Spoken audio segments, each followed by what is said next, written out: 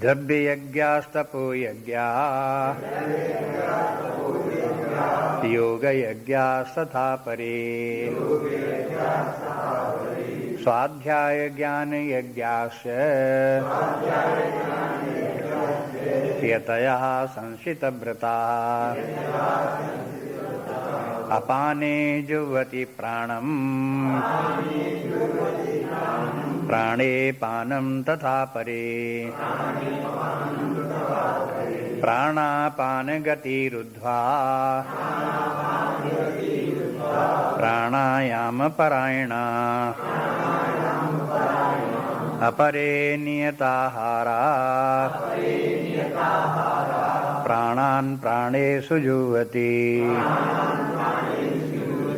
सर्वप्येते यज्ञविदो यज्ञक्षपितकल्मषा यज्ञशिष्टामृतभुजो यान्ति ब्रह्म सनातनम् नायं लोकोऽस्त्यज्ञस्य कुतोऽन्यः कुरु सत्तम यज्ञशिष्टामृतभुजो यान्ति ब्रह्म सनातनम् नायं लोकोऽस्तु अयज्ञस्य कुतोऽन्यः कुरु सत्तम।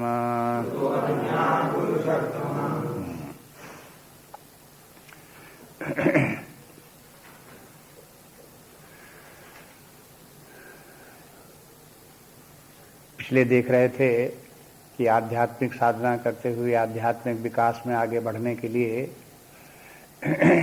जो साधनाएं करनी पड़ती हैं उनको यहाँ यज्ञ नाम से दिया गया है। यज्ञ से तात्पर्य है कि आत्म विकास हो, अपने अंदर अपने व्यक्तित्व का विकास हो। यज्ञ का कोई उद्देश्य बाहरी कर्म नहीं है। बाहरी जगत में कहीं कोई उससे घटना घट रही हो, बन रहा हो, बिगड़ रहा हो, उसका उद्देश्य वो नहीं है। मुख्य उद्देश्य उसका जो है वो हो अपने आंतरिक विकास का है। अब ये बात की बात है कि अपना आंतरिक विकास हो, उसके कारण समाज का भी कल्याण हो, संसार का भी कल्याण हो, वो तो बात की बात है। लेकिन मुख्य उद्देश्य आध्यात्मिक विकास का अपना है।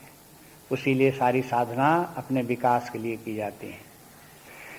और इसमें ये 13 प्रकार के यज्ञों का ये भी देखा कि सूक्ष्म से लेकर के स्थूल तक की कई प्रकार के यज्ञ हैं।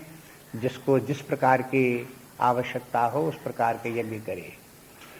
शरीर के स्तर का है तो वो नियताहारा इत्यादि करे, प्राण के स्तर पर है तो प्राणायाम इत्यादि करे, प्राणों का संयमन करे, कर्मेंद्रियों के स्तर पर है तो कर्मेंद्रियों का संयम करे, ज्ञानेंद्रियों के स्तर पर है तो ज्ञानेंद्रियों का संयम करे, मन के स्तर पर है तो मन को नियंत्रित रखे, बुद्धि के स्तर पर है तो बुद्धि को परमात्मा में लगावे, उपासना करे। ये सब साधनाएं हैं। अंत में ये है कि सर्वत्र एक परब्रह्म परमात्मा ही है, वही व्यक्ति और समष्टि में सब में एक समान विद्यमान है और नाम रूपात्मक जगत उसी की प्रतीति या आभास मात्र है। ये जगत परमात्मा से भिन्न कुछ भी नहीं है। मैं तुम का भेद ये प्रतीति मात्र है, परमात्मा के स्तर के ऊपर ये कोई भेद नहीं है। इस प्रकार से ये बुद्धि रख करके जीवन जीना सर्वोच्च साधना है। बुद्धि इसी प्रकार की बनावे बार बार कि एकमात्र परमात्मा ही सर्वत्र है। छांदोग्य उपनिषद का वो हो वाक्य जो है याद रखें, जिसे सांडिल्य विद्या कहते हैं। सांडिल्य विद्या, सांडिल्य ऋषि हो गए, वो बोले कि सर्वम खल्विदं ब्रह्म तज्जलानिति शांतम उपासीत। वो बोले कि देखो ये सब जो कुछ आप देख रहे हो ये कुछ नहीं है, एकमात्र ब्रह्म ही सर्वत्र विद्यमान है, उसके अतिरिक्त कुछ नहीं है। जैसे सागर के तट के ऊपर खड़े होकर के आप बोलें कि देखो जो कुछ आप देख रहे हो ये तरंगें फैने कुछ नहीं है, एकमात्र जल ही सर्वत्र विद्यमान है, उसी का अस्तित्व है। इस प्रकार से उस परमात्मा को ही इसी दृष्टांत से सर्वत्र देखो, परमात्मा से भिन्न कहीं कुछ नहीं है। ये है अंतिम साधना है। इस प्रकार से साधना का क्रम बता दिया। अच्छा, उसमें 2-1 बातें उसके साथ और आवश्यक थीं, वो भी बता दी जैसे कि ये जितनी भी साधनाएं हैं ये बड़े ही व्रत लेकर के करनी पड़ती हैं, संकल्प लेकर के करनी पड़ती हैं। इसलिए बोल दिया था यतयः संसित व्रतः, ये भी बीच में बात आ गई। माने यतयः माने यत्न पूर्वक साधनाएं करनी चाहिए। ऐसा नहीं कि अपने आप हो जाएंगी, ऐसे नहीं है। उनके लिए यत्न करना पड़ता है कि हमें ये साधनाएं करनी है। जितने इसमें से यज्ञ बोले इनमें से ढूंढ करके निकालें कि कौन सा यज्ञ हमें करना है। और जो यज्ञ करना हो उसके लिए व्रत लें। व्रत लेने के माने प्रतिज्ञा करें कि हमें यही करना है, और फिर नित्य उसका यज्ञ को बराबर करते ही रहें। उसी प्रकार का नित्य नित्य कर साधना करते रहना चाहिए। तो ये समझें कि ये व्रत कैसे हैं, अपने आत्मोद्धार करने के लिए हैं, अपना शुद्धिकरण करने के लिए हैं, आत्म विकास करने के लिए हैं, अपने कल्याण के लिए हैं। कोई हानिकारक चीजें नहीं है या दूसरे के फायदे के लिए नहीं, अपने ही फायदे के लिए हैं, अपने ही स्वार्थ इसमें सिद्ध होता है। इसलिए ये प्रतिज्ञा करके इस प्रकार के व्रत लेकर के ये साधनाएं करनी चाहिए। ये भी ध्यान में रखना चाहिए कि इन साधनाओं का फल क्या होगा, तो वो भी फल भी बता दिया। यज्ञ क्षपथ कल्मषः, इसके द्वारा जो है इन यज्ञों के द्वारा कल्मष दूर होता है। कल्मष दूर होने के माने जो भी अनपेक्षित है वो समाप्त होता है। तमोगुण दूर होगा, रजोगुण दूर होगा, पाप दूर होंगे, मन की मलिनता दूर होगी, अशांति दूर होगी, भय चिंता इत्यादि दूर होंगे, काम क्रोध आदि विकार दूर होंगे। ये सब कल्मष है। ये सब कल्मष को दूर करने के लिए यह यज्ञ आदि करने चाहिए। कोई न कोई साधना इस प्रकार से करे। इन यज्ञों को जान लेने का से तात्पर्य नहीं है, जान लेने से काम नहीं बनेगा। ये तो कर्म साध्य हैं, करना पड़ेगा। आगे चल करके बताते हैं कि देखो ये सब यज्ञ जो है वो करने से होती हैं, बिना करने से नहीं होंगी। इसलिए संकल्प करें और करें भी उनको, और तब उनका फल देखें। जाने समझें करें और उसका फल देखें।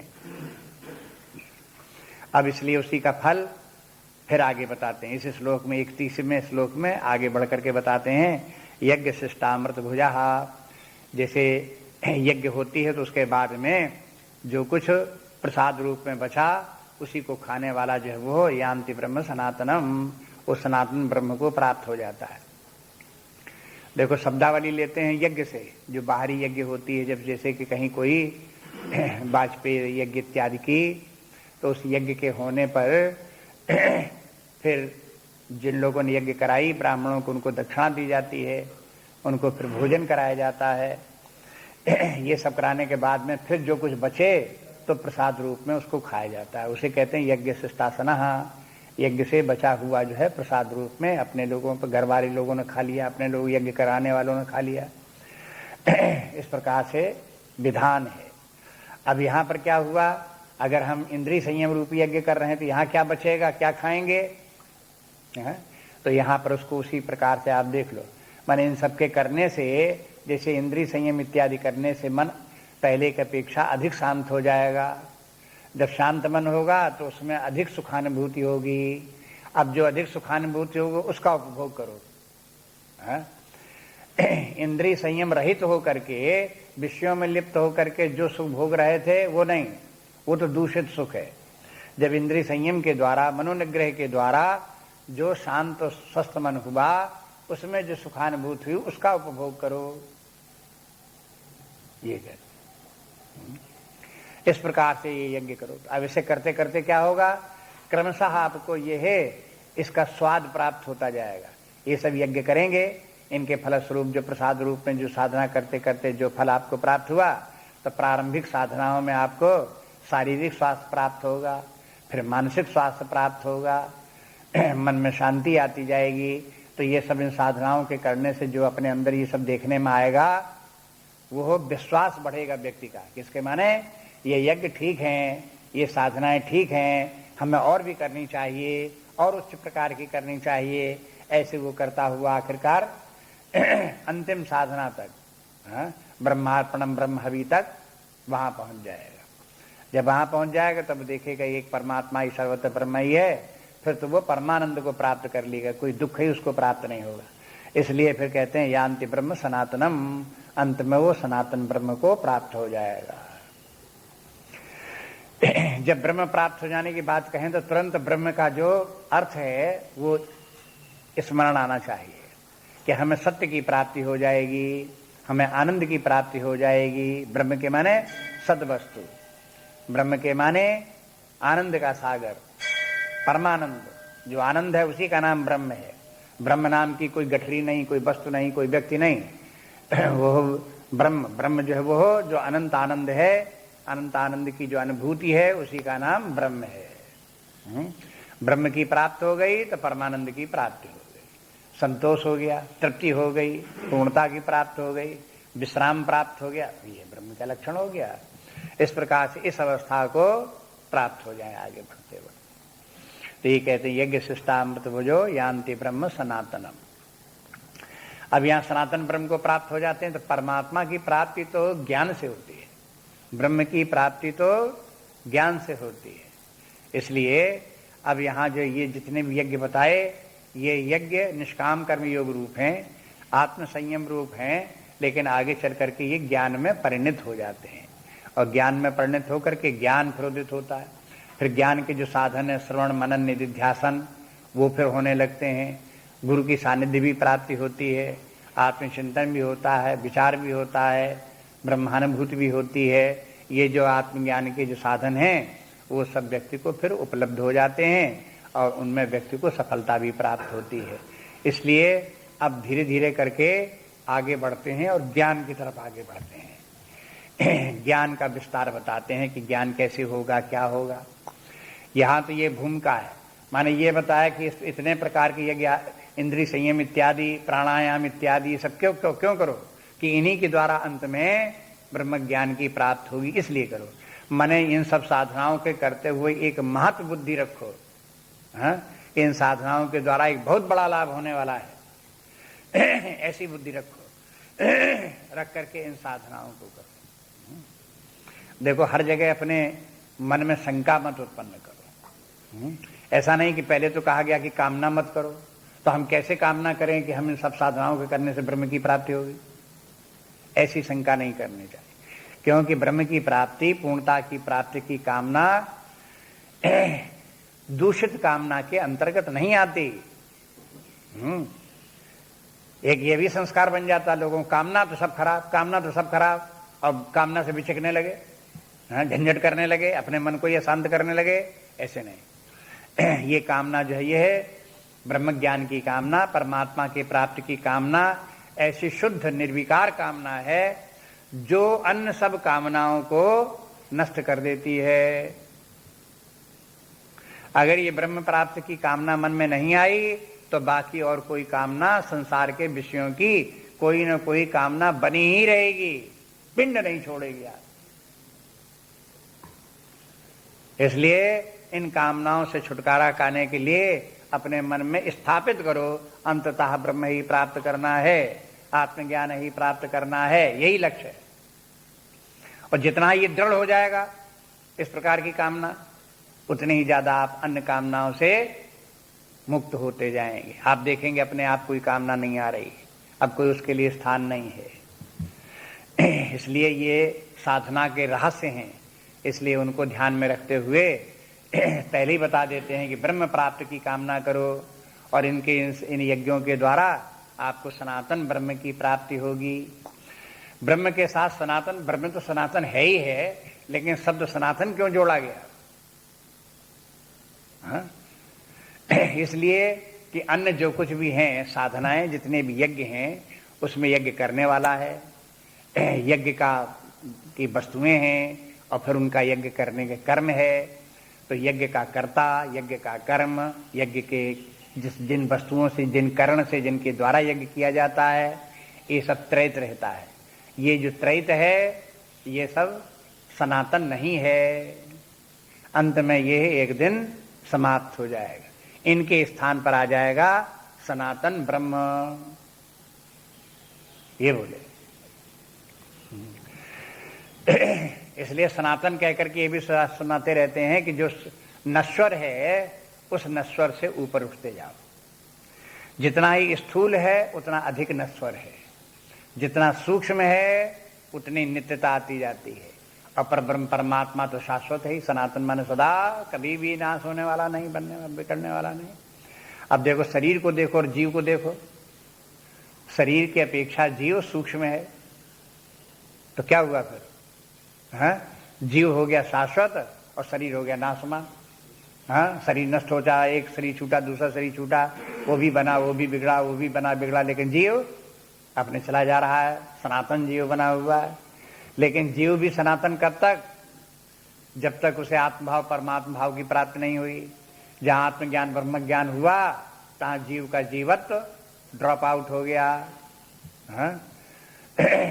उसके बाद फिर वो परमात्मा ही एकमात्र शेष रह गया। तब देखें परमात्मा क्यों शेष रह गया, क्यों वो सनातन क्यों है? क्योंकि वो जीव से भी ज्यादा सूक्ष्म है। जीव के साथ स्थूल उपाधियां लगी हुई हैं, बुद्धि की उपाधि, अहंकार की उपाधि, कर्ता भाव की उपाधि, भोक्ता भाव की उपाधि, ये सब उपाधियां स्थूल हैं। अब ये स्थूल उपाधियां जहां छूटी तहां शुद्ध चेतना मात्र रह गई, उसमें कोई स्थूलता नहीं, चेतना मात्र, निर्विकार चेतना मात्र, बस ब्रह्म को प्राप्त हो गए। अब वो सनातन है।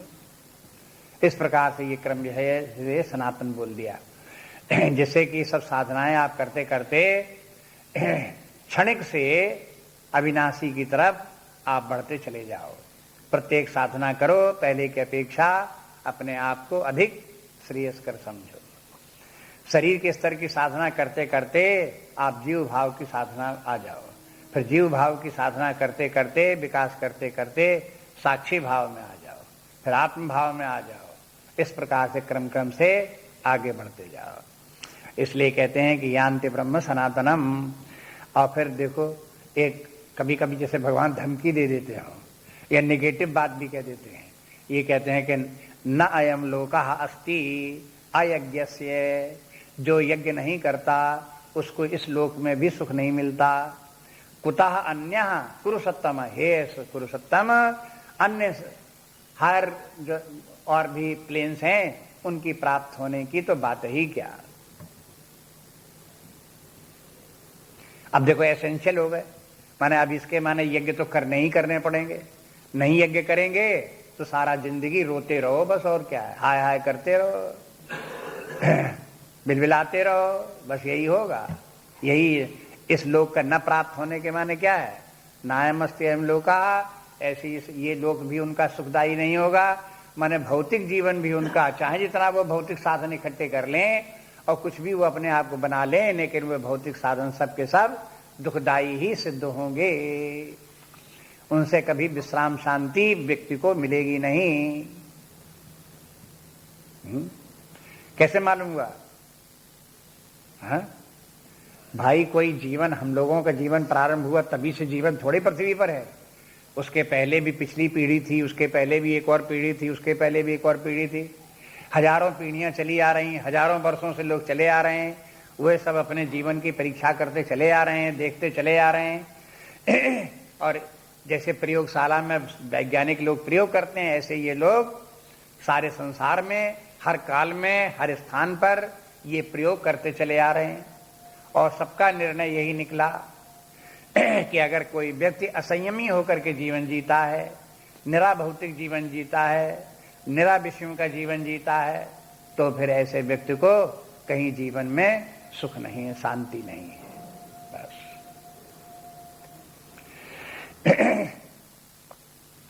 व्यक्ति के मन में जो कामनाएं हैं वो भी उसके असंतोष का लक्षण है। वो कहता कि देखो यहाँ आ गए, अच्छा होता अपने घर, कभी कभी बढ़िया खाने को मिलता, घरों में तो बढ़िया बढ़िया खाने को बनते ही रहता है। जहाँ वहाँ पर सब लोग कहीं कभी खीर बनाएंगे, कभी डोसा बनाएंगे, कभी इडली बनाएंगे, कभी उसमें जो है वो मिठाई। अब यहाँ क्या सूखी रोटी रोज खाते रहो। अब असंतोष है तो क्या चीज है ये असंतोष? सुख है। अगर इस प्रकार का संतोष दुख है और क्या है, इसी का नाम दुख है। ये उदाहरण के लिए बता रहे हैं। जहां कहीं किसी व्यक्ति को मन में असंतोष लगा और कोई कामना लगी, इसके माने दुखी। अब ये कोई आवश्यक नहीं कि जब तक आंसू न बहावे तब तक दुखी नहीं। वो तो एक्सट्रीम स्टेज आ गई जब आंसू बहाने लगा।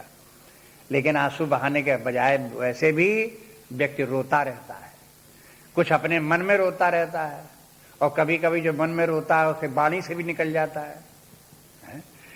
कभी कभी लोग संयम रखने की कोशिश करते हैं कि भाई मन में जो कुछ है सो अपने मन में रखो, बोलो नहीं, किसी को क्यों बताओ। लेकिन जब बहुत ज्यादा भीतर भर जाता है व्यक्ति दुख से, तब क्या होता है, अनजानी निकल पड़ता है मुंह से। पता चल जाता है कि रो रहा है भीतर से।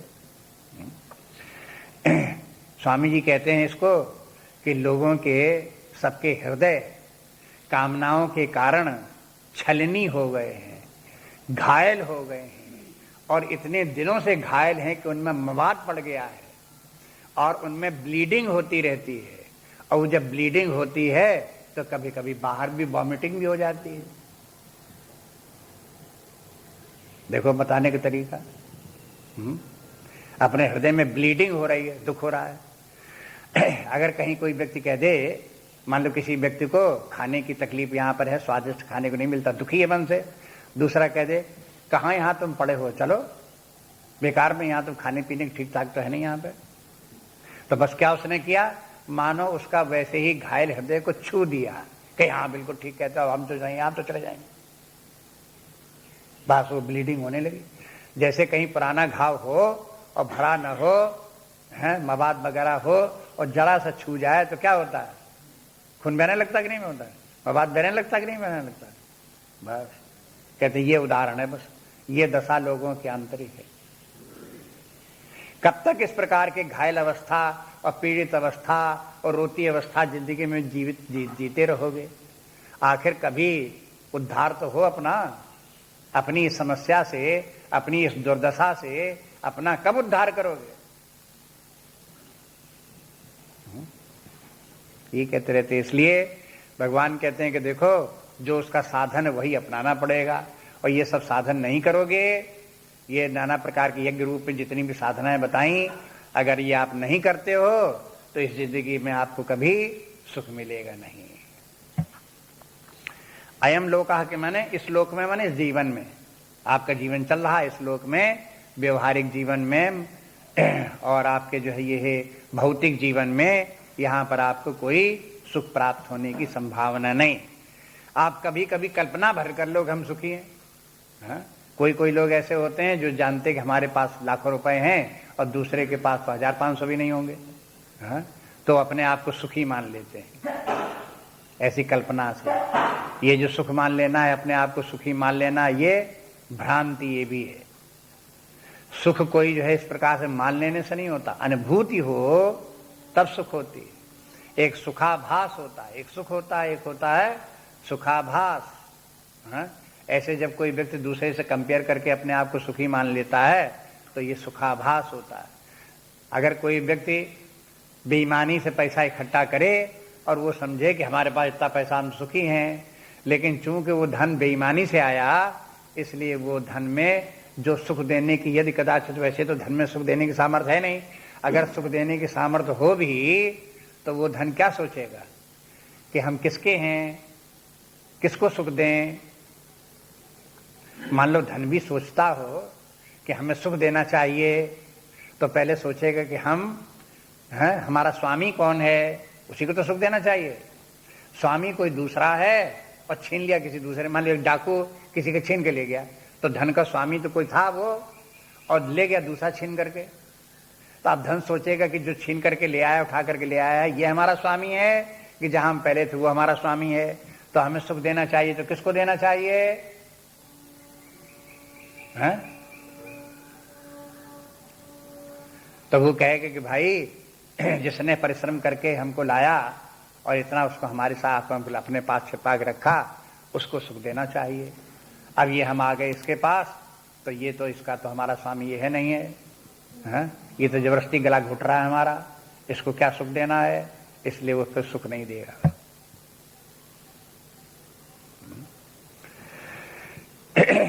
यदि कदाचित कोई व्यक्ति इस प्रकार से डाकू व्यक्ति उस धन से लेकर के यज्ञ करे, तो यज्ञ कर्म से फिर पुण्य की उदय होता है। जब पुण्य उदय होता है तब पुण्य सोचने लगता है कि अब पुण्य हम किसको सुख दें?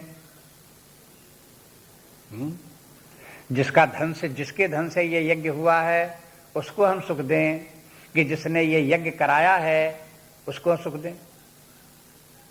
संशय में पड़ता है। और जब सुख देने के लिए कोई प्रॉपर व्यक्ति नहीं मिलता पुण्य को, तो पुण्य क्या होता है? नष्ट हो जाता है, डिसअपियर हो जाता है। न पैसे के मालिक वाले को सुख दे पाएगा पुण्य, और न जिसको, जिसने की यज्ञ कराया उसको भी सुख नहीं दे पाएगा। इसलिए इस प्रकार के यज्ञ व्यर्थ हो जाते हैं। जिन लोगों ने उसमें भाग लिया, हाँ, ऐसे यज्ञ में भाग लेने वालों को वही होगा। जब यज्ञ का फल ही व्यर्थ हो गया तो यज्ञ का फल किसी को नहीं मिलेगा। परिश्रम परिश्रम हाथ रह जाएगा।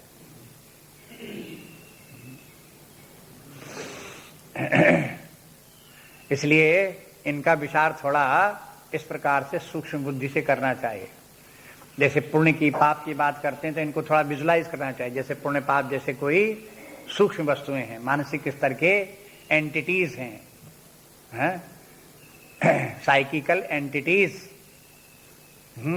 वो इस प्रकार से वहां पर घटना घटित होती है और वो अपना प्रभाव दिखाते हैं। ऐसे कहते हैं कि देखो कि यह जो लोग इस प्रकार से यज्ञ नहीं करते उन लोगों को क्या होगा। अपने यहाँ देखो, याद आ गया एक बात और बतावें कि आजकल प्रयोग में आता है काला धन शब्द बोला जाता है, ब्लैक मनी। हिंदी में भी उसका अनुवाद कर दिया काला धन। अपने शास्त्रों में एक नाम आया है शुक्ल धन। वो ये मनुस्मृति में आता है, यज्ञ करो लेकिन शुक्ल धन से यज्ञ करो। शुक्ल, व्हाइट मनी, शुक्ल माने व्हाइट, उससे यज्ञ करो। शुक्लेन वा पार्जितेन वा, व्हाइट मनी से उपार्जितेन वा, अपने द्वारा उपार्जित किया हुआ, परिश्रम करके कमाया हुआ उस धन से यज्ञ करो। ऐसा पद आता है। अगर स्वयं उपार्जित नहीं किया, चोरी करके लाए, उससे यज्ञ किया, बेकार यज्ञ। यहां तक कि उसमें लिखा हुआ यज्ञ के संबंध में कि भाई जब यज्ञ करो तो ये भी घर में देख लो कि आप यज्ञ तो करने जा रहे हो लेकिन घर में बच्चे हैं, भाई बंधु हैं, पत्नी हैं, उनके लिए घर में खाने पीने की सामग्री है या नहीं है। वहां ये लिखा कि घर में 3 वर्ष के लिए खाने पीने की उनकी व्यवस्था जब घर में कर दो तब यज्ञ करो। आपने तो यज्ञ कर डाली हैं, और वहां पत्नी बैठी हुई रो रही है, बच्चे बैठे हुए रो रहे हैं कि ले लो हमारे तो हम भूखा मर रहे हैं, और ये साहब यज्ञ करने लगे हुए हैं। तो कहते हैं ऐसे यज्ञ का फल नहीं मिलता। देखो क्या क्या बातें हैं। हर बात के पीछे आप देखोगे आंतरिक मनोवृत्ति की पहचान है। बस ये सब देखने वाले क्या देखते हैं कि आंतरिक दशा कैसी होनी चाहिए, बाहरी वस्तुएं नहीं देखते। आप कहो कि कागज के ऊपर, रुपए के ऊपर कहां लिखा हुआ ये व्हाइट मनी है, ब्लैक मनी है, ऊपर कहीं नहीं लिखा हुआ है। ये सब व्यक्ति को अपने भीतर ज्ञान की दृष्टि से अपने भीतर से देखना पड़ेगा, तब समझ में आएगा ये। इसलिए ये कहते हैं कि देखो ये इतने प्रकार के जो यज्ञ बताए, इनमें से यज्ञ नहीं करेंगे। यज्ञ करें लेकिन यज्ञ करने के साथ साथ ये है कि सद्भावना के साथ करें, ठीक ढंग से करें। उसमें चालाकी से काम नहीं चलेगा, बेईमानी से काम नहीं चलेगा। अब जैसे कोई संयम रूपी यज्ञ कर रहा है तो संयम तो है नहीं भीतर से, ऊपर से संयम दिखा रहा है। तो ऐसे संयम से, दिखाने वाले संयम से थोड़ी आत्मकल्याण होगा। इसलिए यज्ञ जो होने चाहिए वो हो विद राइट अर्नेस्ट, सही भावना के साथ, निष्ठा के साथ, सच्चाई के साथ होनी चाहिए साधनाएं, तब फलदायी होती हैं। ये सब बता दिया। इसलिए नायम लोकोस्ति अयज्ञ से कुतः अन्यः कुरु सत्तमः। कुतः अन्यः करके ये पूछते भला और आगे क्या विकास होगा। जब प्रारंभिक ही उससे लाभ नहीं होगा, जब बिना यज्ञ किए हुए आपको लौकिक भौतिक जीवन के विषयों का सुख भी आपको प्राप्त नहीं हो सकता, तो निर्विषय होकर के जो आपको आत्मा का आनंद प्राप्त करना होगा, आंतरिक आनंद प्राप्त करना होगा, वो कहाँ प्राप्त हुआ जाता है? वो तो और भी मुश्किल वाली बात है। इसलिए अब अगला श्लोक देखिए। एवं बहुविधा यज्ञा वितता ब्रह्मणो मुखे कर्मजान विद्धितान् सर्वान् एवं ज्ञात्वा विमुक्षसे।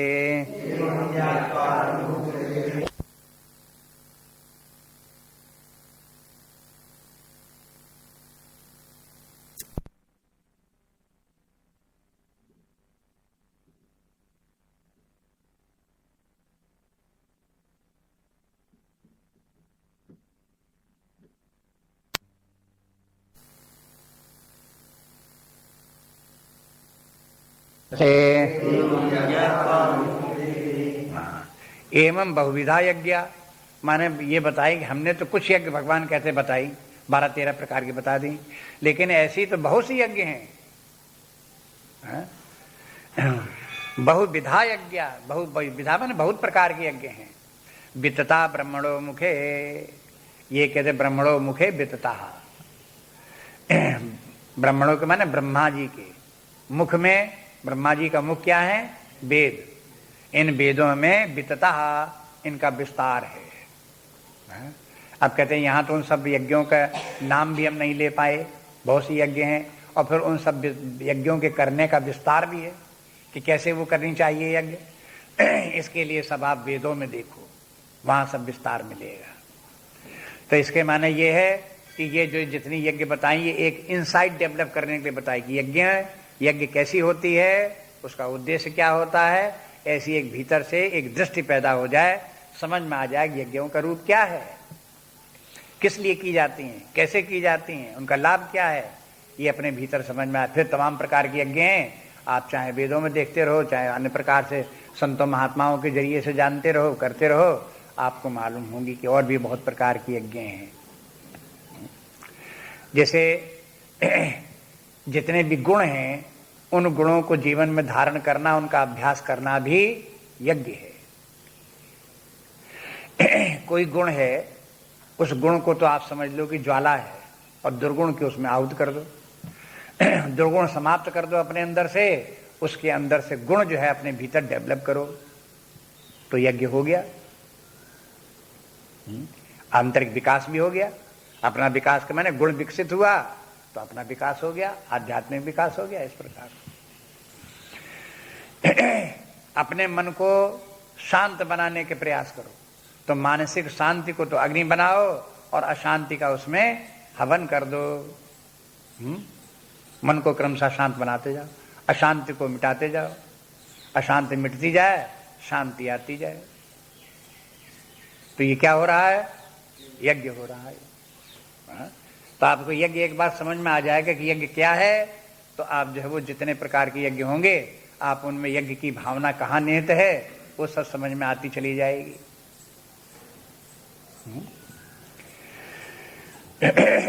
इसलिए कहते हैं कि यह इस प्रकार के अनेक यज्ञ हैं। कर्मजान विद्धितान् सर्वान्, ये बोले कि देखो ये सब जितनी भी यज्ञ हैं, ये कर्मजान विद्धि, ये सब कर्म से होने वाली है,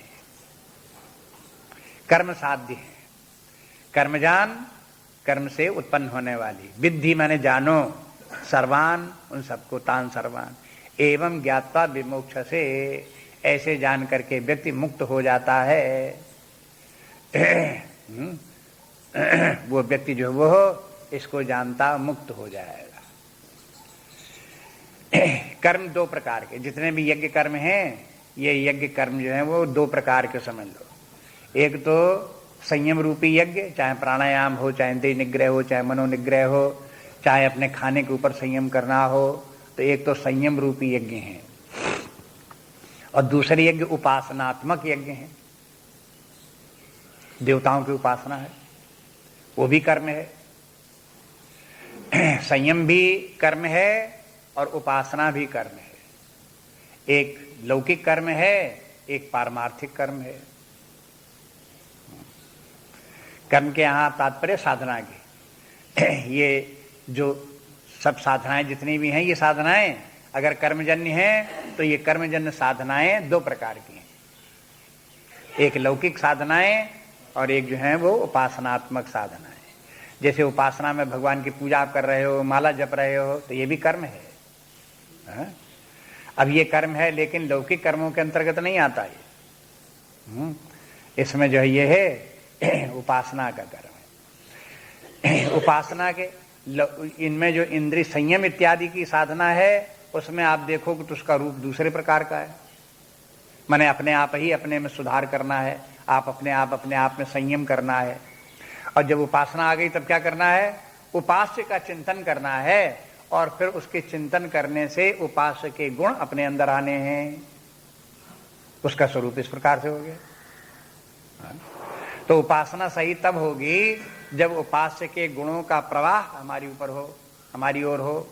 जैसे उसके गुण धर्म हैं वो हमारे अंदर भी विकसित होने लगे, थोड़े थोड़े आवे। रामायण में आपने पढ़ा भगवान राम का गुण, प्रसन्नताम या न गताभिषेक तथा न ममले वनवास दुखता मुखाम्बुज श्री रघुनंदन से मे सदास्तु सा मंजुल मंगल प्रदा। तुलसीदास ने इतना तो बोला पहले कि देखो भगवान राम जो है वो एक बार तो उनको राजाभिषेक होने जा रहा, दूसरे दिन चल दिए वन को, लेकिन उनके मुखाम्बुज श्री जो है वो बिल्कुल वैसी प्रसन्न रहे, उसमें कहीं उदासी नहीं आई, कहीं उनको लाभ हानि उनको विचलित नहीं कर सके, सदा संतुलित बुद्धि उनकी रही। इतनी बात नहीं, उसके बाद कहते हैं सदास्तु सा मंजुल मंगल प्रदा, वो मुझे मंगलकारी हो। ये कहां से आ गया है?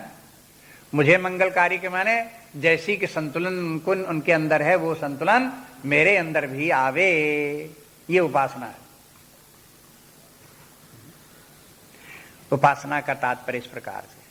तो जो जो आप देखोगे भगवान राम के चरित्र में गुणों का वर्णन है, उनके जीवन में गुणों का वर्णन है, तो कहते बार बार रामायण पढ़ते रहो, भगवान के बार बार गुणों का स्मरण करते रहो, बार बार लीलाओं का स्मरण करते रहो, तो उसका परिणाम क्या होगा? अपने अंदर भी उसी प्रकार के गुण धर्म आएंगे, जीवन अपना भी बदलेगा। जितना ही अपना जीवन बदल जाए समझ लो उतनी रामायण पढ़ी, उतनी ही समझी। अगर अपने में परिवर्तन नहीं आया तो आपने रामायण क्या समझी? ये इसलिए ये पद्धति सब में कर्म करना पड़ेगा। रामायण पढ़ो, स्वाध्याय करो, उपासना के रूप होगा, उससे अपना लाभ होगा, अपने अंदर परिवर्तन होगा। इसलिए कर्मजान विद्धि तान सर्वान। तो ये तो कर्मजान विद्धि हो गई, लेकिन उसके साथ क्या बोल दिए कि एवं ज्ञात्वा विमोक्ष से, ऐसा जान करके व्यक्ति मुक्त हो जाता है। अब इसका अर्थ लगाओ कैसे? ये जान करके मुक्त हो जाता है। जान करके माने मालूम हो गया यदि हम यज्ञ करेंगे तो हम मुक्त हो जाएंगे। अब हो गए मुक्त, जान तो गए और मुक्त भी हो गए, नहीं हुए मुक्त। इसके माने ये कि बीच में कुछ है जिसका वर्णन यहां पर इस श्लोक में नहीं है। भगवान ऐसे ही बोलते रहते हैं, सब पूरी बातें आदि से अंत तक नहीं बोलते। एक शुरू की बात कह दी, एक अंत की बात कह दी, तो बीच का जो गैप है उसे फिर अगले श्लोकों में बताते हैं। आगे के श्लोकों में जो वो हो ये ज्ञान कैसे प्राप्त होगा ये वहां पर फिर बताएंगे। कि ये सब के सब होने पर एवं ज्ञात्वा। अब पहले तो यहां समझ लो, यदि किसी व्यक्ति को ये मालूम हो गया कि यज्ञ अनेक प्रकार के हैं और उन यज्ञ करनों से हमारे आध्यात्मिक विकास होता है, तो ऐसा विकास जब ज्ञान होगा तो उसी प्रकार का व्यक्ति यज्ञ करेगा भी, फिर उसका आंतरिक विकास भी होगा, और जैसे जैसे उसका विकास होता जाएगा वैसे वैसे अंत में फिर परमात्मा की प्राप्ति भी हो जाएगी। इतना बीच में जोड़ लो। लिंक जोड़ने के लिए, संबंध जोड़ने के लिए कुछ न कुछ अपनी तरफ से जोड़ना पड़ता है, तो ऐसे जोड़ लो। एक बात और ध्यान में रखें कि देखो जो साधनाएं जो होती हैं ये है फिर दो प्रकार की हैं। एक आपको बता दी साधना, अंतिम साधना परमार्थ की साधना, एक उपासनात्मक है, एक ज्ञानात्मक है। जहां परमार्थ की साधना आई, आत्मज्ञान परमात्मा की प्राप्ति की बात आई, तो ये दो बातें हैं। उपनिषदों में ये बात आता रहता ब्रह्म एवं उपासते एवं यो वेद ऐसे करके उपनिषदों का आप पाठ करो तो उसमें पाठ में तैत्तिरीय उपनिषद इत्यादि में ये दो बातें आती हैं। जो ऐसी उपासना करता है उसे परमात्मा की प्राप्ति हो जाती है, जो ऐसा जानता है उसे परमात्मा की प्राप्ति हो जाती है। ये दो बातें बोली जाती हैं। जो परमात्मा की उपासना करता है उसे परमात्मा की प्राप्ति हो जाती है, जो परमात्मा को ऐसा जानता है उसे परमात्मा की प्राप्ति हो जाती है।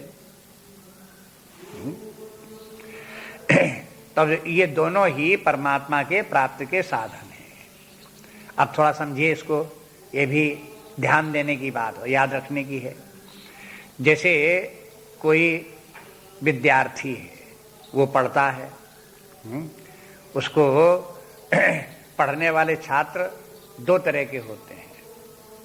एक छात्र तो वो होते हैं कि वे जानते कि ये इम्पोर्टेंट है और ये परीक्षा में ये पूछा जाएगा, जो पूछे जाने वाली बातें हैं वो उन्होंने सबको रट लिया उनको। रटने में देर जरूर लगती है, बार बार रटना पड़ता है, रोज फेरना भी पड़ता है, और परीक्षा के काल तक जाओ तब तक भी फिर फेर करके जाना पड़ता है, और फिर क्लासरूम जहां वहां गए और पेपर मिला तहां जो रटा हुआ था वैसे के वैसा लिख दिया, पास हो जाता है। रटा हुआ लिख दे के पास हो जाए कि नहीं हो जाएगा? पास हो जाएगा। और अगर किसी व्यक्ति ने रटा नहीं, केवल उसको समझने की कोशिश की, जहां उसने समझ लिया तब समझा हुआ उसके मन में आया, वो जाकर के समझा हुआ परीक्षा भवन में गया, प्रश्न आया, समझा हुआ था ही, उसने एक्सप्लेन कर दिया वहां पर, तो वो पास हो गया कि नहीं पास हो गया? तो रटने वाले भी पास हो जाते हैं और समझने वाले भी पास हो जाते हैं। रटने वाले को फिर ज्ञान नहीं प्राप्त होता। अरे भाई पास तो हो जाते हैं। ऐसे ही उपासना करने वाले जो हैं वो रटना जैसा है, बार बार रिपीट करते रहो, उपासना में बार बार रिपीट करते रहो, ऐसे लोग भी परमात्मा को प्राप्त कर लेते हैं। और जो लोग विचार पूर्वक जहां उन्होंने परमात्मा को समझ लिया कि परमात्मा का स्वरूप है, ये है, तो बस तुरंत जहां समझ लिया कहीं परमात्मा की प्राप्ति हो गई। ये ज्ञान के द्वारा प्राप्त हो जाना है। अब उपासना के द्वारा परमात्मा को कोई कहे प्राप्त नहीं होती है, ऐसा नहीं है। कभी कभी ऐसा होता है ज्ञानी लोग ये कहेंगे उपासना के द्वारा प्राप्त नहीं होती, ऐसे भी हैं बीच में। कुछ लोगों का ये मत है कि उपासना करने वाले व्यक्ति बाद में जब विचार करते हैं तब उनको ज्ञान से ही परमात्मा की प्राप्ति होती, उपासना से प्राप्त नहीं होती। ऐसा मत है आचार्यों के बीच में, जब आपस में एक दूसरे से वाद विवाद करते हैं तब इस प्रकार से बोलते हैं। उपासक लोग कहते हैं कि वो हो, उसको तो उपासना करते करते स्वयं ही ज्ञान हो जाता है। अब ज्ञानवादी जो होंगे वो एक बात कहेंगे, उपासनावादी होंगे वो अपनी बात कहेंगे।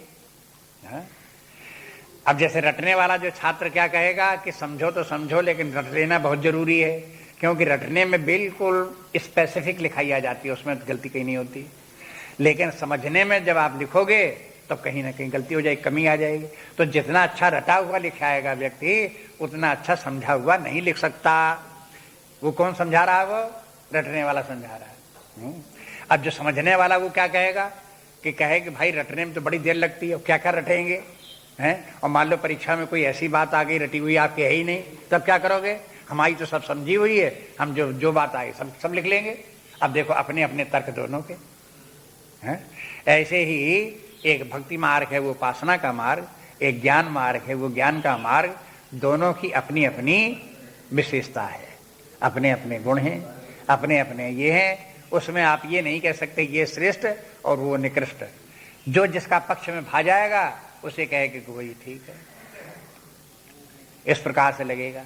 लेकिन ये जैसा कि बताया आपको उपनिषदों में, जहां परमात्मा के प्राप्त का वर्णन है कि कैसे परमात्मा की प्राप्ति होती है, उपासना का और ज्ञान का दोनों का उल्लेख है। दोनों को ही साधन, परमात्मा की प्राप्ति का साधन दोनों को ही माना गया। इसलिए कहते हैं कर्मजान तान विद्धि, माने परमात्मा की प्राप्ति उपासना से भी हो सकती है। ये सब यज्ञ करते करते इन यज्ञ, उपासना भी एक कर्म है, उस कर्म के द्वारा भी अंत में परमात्मा की प्राप्ति हो जाएगी। लेकिन ये भी हो जाएगा। एवं ज्ञात्वा विमोक्ष से, अगर तुमने ऐसा जान भी लिया तो भी मोक्ष से, तो भी उसकी प्राप्ति हो जाएगी, तुम मुक्त हो जाओगे। ज्ञान से भी वो संभव है। इसलिए अब आगे जो है वो ज्ञान की तरफ आगे बढ़ते जाते हैं। यहां तक भी बात आ गई दोनों। अगला श्लोक देखिए। श्रेयान् द्रव्यमयात् यज्ञात् ज्ञान यज्ञः परन्तप सर्वं कर्माखिलं पार्थ ज्ञाने परिसमाप्यते। श्रेयान् द्रव्यमयात् यज्ञात् ज्ञान यज्ञः परन्तप सर्वं कर्माखिलं पार्थ ज्ञाने परिसमाप्यते।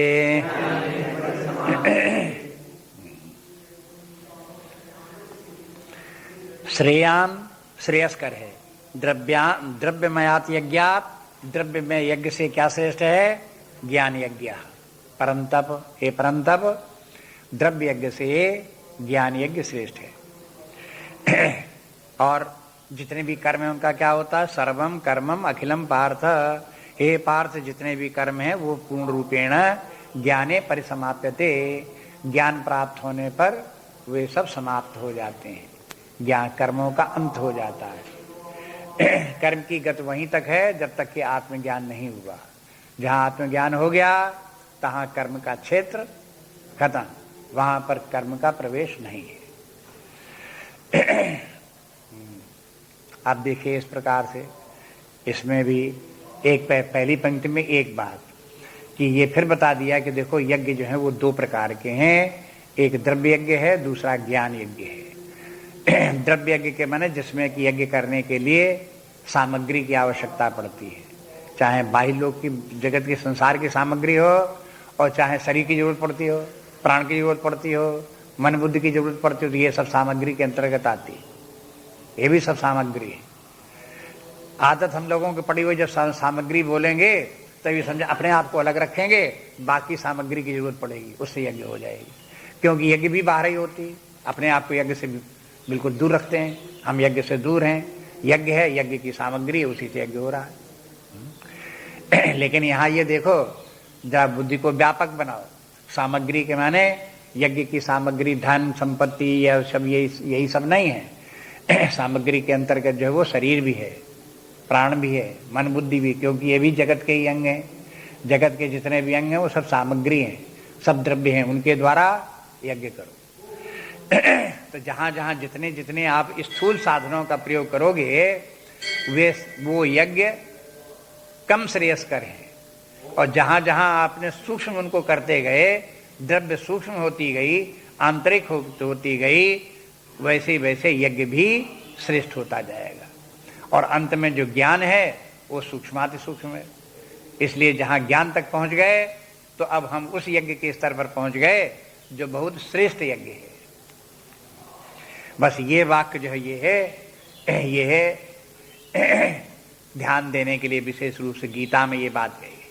अन्यत्र जो आप देखेंगे वेदों में जहाँ कहीं यज्ञों का वर्णन है, वहाँ यज्ञ वर्ण कर्मजान विदितान सर्वान, उन्होंने कर्म से ही होने वाली यज्ञों का वर्णन किया। लेकिन जब उपनिषद वाले भाग में आते हैं तब कहते हैं कि भाई अभी तक तो तुम द्रव्य यज्ञ करते रहे, अब ज्ञान यज्ञ करो। परंपरा किस प्रकार की? वेदों में भी उसी प्रकार मिलती है और व्यवहार में भी थी। पहले गृहस्थ लोग यज्ञ करते रहते थे, गृहस्थ जीवन पूरा हुआ, वानप्रस्थी हो गए, गुरु के पास चले गए हैं, वहां आत्मज्ञान परमात्मा को प्राप्त करने के लिए प्रयास करने लगे। तो अब गुरु क्या बोलेगा कि भाई अभी तक तुमने यज्ञ की? कि हाँ की। तो कहा जो यज्ञ की तो उसको साधना में बार बार यज्ञ का ही उदाहरण देगा, उसी को लेकर, क्योंकि वही करता रहा। जैसे आजकल किसी व्यक्ति को बताना हो तो यज्ञ तो करता नहीं है। यदि कोई व्यक्ति आया भी ज्ञान के लिए तो उसको यज्ञ का उदाहरण उसके लिए बेकार है। उसको उदाहरण दो तो बिजली का उदाहरण दो, क्योंकि जिंदगी भर बिजली का प्रयोग करता रहा, तो बिजली का उदाहरण दो, रेलगाड़ी का उदाहरण दो, हवाई जहाज का उदाहरण दो, कंप्यूटर का उदाहरण दो, जिनसे उसका रोज माथापच्ची कर रहा, जुड़ रहा, जिससे उनमें से उदाहरण दोगे तो बात समझ में आएगी उसे। लेकिन प्राचीन काल में ये सब नहीं था, यज्ञ ज्यादा थी, तो इसलिए यज्ञ से ही उदाहरण दिए। ब्राह्मण लोग ज्यादातर यज्ञ ही करते रहते, तो उनको आए तो यज्ञ के उदाहरण देते थे। कभी कभी क्षत्रिय लोग आ जाते थे, तो उनको क्या कहे कि तुमने यज्ञ की, कहीं यज्ञ तो नहीं की, तो तुम धनुष बाण चलाया कि हाँ चलाया, चलो तुम इसी से तुम्हें समझा देते हैं बात को। तो उनको धनुष बाण से बात समझा दी। धनुर्गहित्वा उपनिषदम, उपनिषद के एक महास्त्र रूपी धनुष को लो और उसके ऊपर बाण चढ़ाओ, अपने मन बुद्धि का बाण चढ़ाओ। अब ब्रह्म तन लक्ष्य मुच्यते, और समझ लो ब्रह्म ही तुम्हारा लक्ष्य है। जैसे बाण मारते रहे, अब लक्ष्य बनाओ किसका? ब्रह्म का लक्ष्य बनाओ और छोड़ो अपना बाण। अब वहां न बाण न धनुष है, लेकिन भाषा कौन सी बोल रहे हैं? धनुष बाण की भाषा बोल रहे हैं। इसी प्रकार से जो ये है, जो यज्ञ करने वाले व्यक्ति होंगे तो उनको भी ज्ञान यज्ञ की भाषा में देंगे कि देखो जैसे तुम यज्ञ करते रहे, तो अब वो तो यज्ञ तो नीचे के स्तर की बात थी, अब ज्ञान की ऊपर वाली बात आ गई। तो पहले तो ज्ञान में महत्व बुद्धि रखो। लोगों से यही नहीं बनता। लोग जिनको कि कर्म कांड में ज्यादा बुद्धि लिप्त हो जाती है और अग्नि जला करके उसमें आहुतियां देने वाले यज्ञ ज्यादा करते हैं, तो उनको बिना वो यज्ञ किए मन नहीं मानेगा। आग जरूर जलाएंगे, आहुति जरूर कुछ देंगे। अगर वो नहीं किया तो लगेगा जैसे आज हमने कुछ किया ही नहीं है? अरे भाई आपने इतना आत्मचिंतन किया, इतना नाम जप किया, इतनी उपासना की, कुछ नहीं किया। अरे वो तो जवानी बातें, उनमें क्या यज्ञ किया तब किया, रियलिटी उस यज्ञ में दिखाई देती जब आहुति दिया। ये व्यक्तियों की धारणा इस प्रकार की होती, स्वभाव ऐसा है। स्थूलता में उसकी ज्यादा विश्वास होता है, स्थूलता में ज्यादा उसकी रुचि होती है। तो ये बात बतानी पड़ती है कि भाई इस स्थूलता में जो तुम्हारी ज्यादा रुचि है इसको कम करो और सूक्ष्मता में रुचि लाओ, ज्ञान को श्रेष्ठ मानो, इसमें चित्त को लगाओ, अपने ज्ञान को। इसमें आध्यात्मिक साधना में कोई एक प्रकार की समस्या हो, इतने जितने प्रकार के लोग हैं उनके सामने समस्याएं भी नाना प्रकार की हैं। किसी के साथ कोई समस्या है, किसी के साथ कोई समस्या है। समस्या क्या? अटके पड़े हैं कहीं ना कहीं, बैरियर्स हैं, रास्ते में आगे बढ़ नहीं पाते, कहीं ना कहीं कोई ना कोई अटक उनके साथ हो गई। जो साधना नहीं करते उनके साथ तो संसार की आसक्तियां ही अटक है, लेकिन साधना करने वाले भी जिस क्षेत्र तक आगे बढ़े तो वहीं अटक गए। अरे नाम जप करने वाले व्यक्तियों को नाम जप करने में जो है उनको जो है वो अटक हो जाती है। उनसे फिर कहोगे ये नाम जप के द्वारा क्या प्राप्त होना, वो भी तो देखते रहो। हाँ? नाम जप के द्वारा मानसिक शांत होनी चाहिए, अंतर्मुखी चित्त होना चाहिए, अपने हृदय में ठहरने का अभ्यास होना चाहिए। ये कुछ हो रहा कि नहीं हो रहा? 20 वर्ष तक नाम जप करेंगे लेकिन अपने हृदय में ठहर करके जप करने का अभ्यास उधर की तरफ नहीं करेंगे। ये तो कहेंगे कि बिना जप किए हुए मन नहीं मानता, जब नहीं लगता कि जप करते हैं तो जब आज नहीं जप हुआ, आज हमारा जप रह गया, आज हमारा जप रह गया। ये तो हो गया, कंडीशनिंग तो हो गई जप के साथ में। लेकिन जप के द्वारा जो फल प्राप्त होना चाहिए था, अपने अंदर की शांति निर्विकारता, वो 20 वर्ष हो गए तो भी नहीं आई। ऐसे करके सब साधकों के साथ में कहीं ना कहीं कोई ना कोई अड़चन रहती है। इसलिए शास्त्र को रोज देखते रहो, शास्त्रों का अध्ययन बार बार करते रहो, क्योंकि इन्हीं से आंखें खुलेंगी। कहाँ हमारी अटक है, कैसे हम आगे बढ़ेंगे, इन्हीं से ज्ञात होगा। इसलिए जब ऐसी पंक्ति पढ़ेंगे, श्रेयान द्रव्यमयात यज्ञः ज्ञान यज्ञः परंतप, हे परंतप ज्ञान यज्ञ श्रेष्ठ है। इसलिए इसके माने ये है कि अगर ज्ञान यज्ञ कर सकते हो तो ज्ञान यज्ञ करो, ये श्रेष्ठ है। न कर सकते हो तो द्रव्य यज्ञ करो। मनाही थोड़ी करते हैं इसके, बेकार थोड़ी है।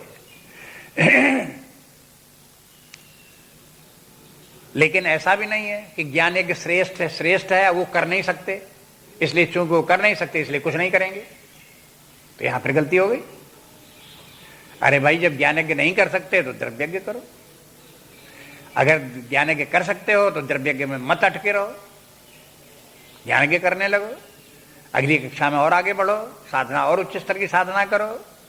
ये कहने के तात्पर्य भगवान बोलते हैं। इसलिए आप कहते हैं कि देखो इस प्रकार से करते करते ये कर्म धीरे धीरे करके स्थूल से सूक्ष्म होते जाते हैं और सूक्ष्म होते होते एक दिन समाप्त हो जाते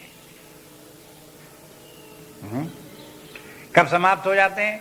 जैसे जैसे ज्ञान उदित होता जाता है तैसे तैसे कर्म समाप्त होता जाता है। कभी कभी ये कहा जाता है कि देखो जैसे सूर्य का प्रकाश है और अंधकार है, इसी प्रकार से ज्ञान है और अज्ञान है। तो जैसे जैसे ज्ञान उदय होगा तैसे तैसे अज्ञान मिटेगा। ये बात तो समझ में आती है। लेकिन इसी के साथ साथ एक बात और भी है कि जितने भी कर्म हैं वो अज्ञान की ही संतान है। यदि अज्ञान समाप्त हो गया तो उसकी सब संतान, ये जितने भी कर्म हैं वो भी सब समाप्त हो जाते हैं। इसलिए शंकराचार्य ने बड़ी चतुरता के साथ जहां भाष्य लिखे हैं वहां लिखे हैं कि जहां आत्मज्ञान व्यक्ति को हुआ तहां अविद्या अपनी संतति के साथ विनष्ट हो जाती। संतति और जोड़ा उसके साथ में कि अविद्या अपनी संतति के साथ विनष्ट हो जाती है। तो अविद्या की संतति क्या हुई? कर्म है, शुभाशुभ कर्म है, कर्म का बंधन है, सुख दुख हैं, ये सब जितने भी हैं सब उसी के संतान है, सब समाप्त हो जाते हैं। इसलिए एक तो कर्म को भी आखिर तक पकड़े मत रहो, धीरे धीरे कर्म को छूटने भी दो, लेकिन तब छूटने दो जब ज्ञान में स्थापित हो जाओ। बिना ज्ञान में स्थापित हुए कर्म छोड़ने का प्रयास करेंगे तो फिर गलती हो जाएगी। कर्म तो छोड़ बैठेंगे, ज्ञान प्राप्त नहीं होगा। इसलिए भगवान जो है वो अन्यत्र कहते हैं कि देखो बिना कर्म के तो व्यक्ति को निष्कर्म सिद्धि भी नहीं होती। अभी चौथा अध्याय है, 5वां अध्याय आएगा, उसमें जब ज्ञान की ज्यादा बातें करो तो लोगों को क्या लगने लगता है, हटाओ कर्म, सब ज्ञान में आ जाओ। तो भगवान को फिर कहना पड़ता है कि भाई बिना कर्म किए आपको ज्ञान भी प्राप्त नहीं होगा। इसलिए ज्ञान तो कर्म तो करते रहो, लेकिन कर्म को धीरे धीरे करके जैसे जैसे ज्ञान जागृत होता जाए, निष्कर्म जैसे जैसे आता जाए, वैसे वैसे कर्म को क्षीण होने दो, धीरे धीरे करके उसको जो है दुर्बलता उसमें आने दो। कर्म में जो कामना जो उसके साथ जुड़ी है वही उसके कर्म को कर्म बनाए हुए है। धीरे धीरे करके जहां कामना, अविद्याजन्य कामनाएं जहां समाप्त हुई तब वो कर्म की जो कर्मता है वो सब धीरे धीरे समाप्त हो जाती है। फिर वो जैसा कि कल देख रहे थे, एक तो है मूवमेंट और एक है एक्शन। धीरे धीरे वो एक्शन समाप्त हो गया, मूवमेंट मात्र रह गया। बस इस प्रकार से धीरे धीरे ज्ञान की अवस्था को पहुंच गए। इसलिए कहते हैं सर्वम कर्माखिलम पार्थ। एक सर्व शब्द है, एक अखिल शब्द है। सर्व के माने सब और अखिल के माने सब। तो ये दो बार क्यों बोले? अब देखो, सर्वम के माने पहले सर्व के माने है कर्म तो नाना प्रकार के हैं, वो जितने भी कर्म है वो आगे सबके सर्व, और एक एक कर्म जो है वो हो, मान लो इतना कर्म है, अखिल के माने वो पूरा का पूरा खत्म हो जाए। एक एक कर्म पूरा पूरा खत्म हो तो अखिल के माने एक कर्म का अंत दूसरे। हाँ पहले सर्व के माने हो गया नंबर में, वैरायटी में, जितने प्रकार के कर्म हैं, और फिर अखिलम के माने प्रत्येक कर्म को अपने पूर्णता संपूर्ण रूप से। इस प्रकार से सब कर्म जो है समाप्त हो जाते हैं। फिर कर्म का कहनी, अब इसमें ये भी एक उपनिषद में भी आता है, जैसे मुंडक उपनिषद में आता है। अंत में कहते हैं कि जब ज्ञान प्राप्त होता है तब क्या होता है कि समस्त कर्म समाप्त हो जाते हैं। ऐसी करके यहाँ पर भी ज्ञान की अवस्था में पहुंच करके सब कर्म समाप्त हो जाते हैं। तो अब सब कर्म के माने क्रियमाण कर्म, संचित कर्म, प्रारब्ध कर्म, आगामी कर्म, ये तो सर्व में आ गए। अब एक एक जितना है उसको अखिल करो। जितनी वैरायटी कर्म के जितने भी रूप थे सब समाप्त हो गए, अब कोई कर्म ही नहीं बचा।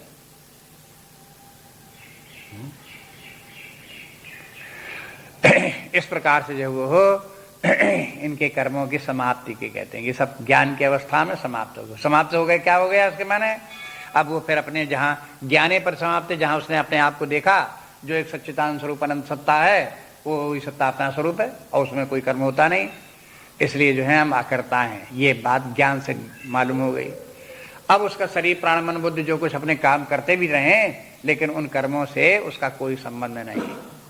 जितने भी प्रकार के शारीरिक कर्म हो, चाहे वाणी का कर्म हो, चाहे मानसिक कर्म हो, जितने भी प्रकार के कर्म हो, वे सभी के सभी कर्म जितने भी हैं वो सब अनात्मा में है, प्रकृति में है। प्रकृति ही प्रकृति में बरत रही है, उसी में कर्म हो रहे हैं, लेकिन उनका दृष्टा साक्षी आत्मा जो है उन सब कर्मों से छूट गया, मुक्त हो गया। ये तात्पर्य इस प्रकार से हुआ। बस अब इसके बाद में अब यहां तक ज्ञान की बात आ गई। देखो पहले ये भी बता दिया एवं ज्ञात्वा विमोक्ष से, ज्ञान की बात वहां आ गई। फिर इसमें भी आ गया ज्ञानज्ञ श्रेयस्करः, ज्ञानज्ञ श्रेष्ठ है। और फिर ये भी बता दिया ज्ञाने परिसमाप्यते, सब कर्म ज्ञान में ही समाप्त हो जाते हैं। तो ये सब ज्ञान की महिमा है, ज्ञान की विशेषता ही सबके सब वो बता दी। अब ये बात आती है कि ठीक ज्ञान की तो आपने बहुत महिमा बताई, ये ज्ञान प्राप्त कैसे हो। तो वैसा नहीं कि हम भगवान ये कहें हम तो बता चुके, तुमको इतनी यज्ञ करोगे तो बस यह ज्ञान हो जाएगा, ये नहीं कहते हैं। आगे फिर बात जो रह गई वो ज्ञान कैसे प्राप्त होगा वो अलग से बताएंगे।